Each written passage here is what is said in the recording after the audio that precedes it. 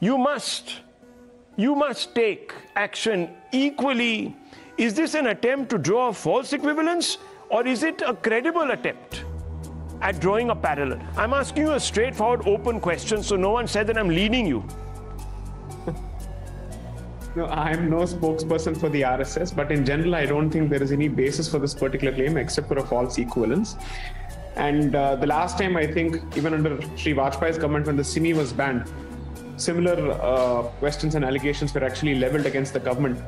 Now, the fact of the matter is, this particular incident in this ban has brought to fore a long, well-known, open secret, which is perhaps no more a secret, that the left and Islamists in this country enjoy a cozy relationship. No wonder, therefore, that each time something is done against jihadis and people who have a very clear anti-India and specifically anti-Hindu animus, the left effectively jumps to their defense. And I don't think the current instance is any exception to this particular rule. So I'm not at all surprised whatsoever. But we must realize that after the ban of simi, over a few decades, you've had a PFI, you've had an SDPI.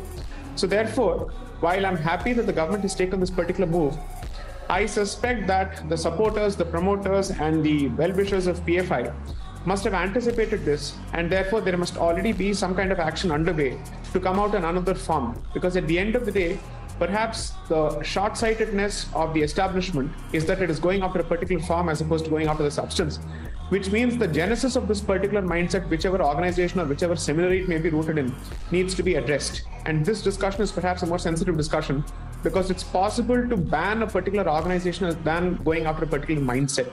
So one, to answer your question, I don't think there is any symmetry to be drawn between any organizations on this side, so to speak, which is to say on the non-jihadi side and on the jihadi side. There is no such equivalence, there is no such example to be found.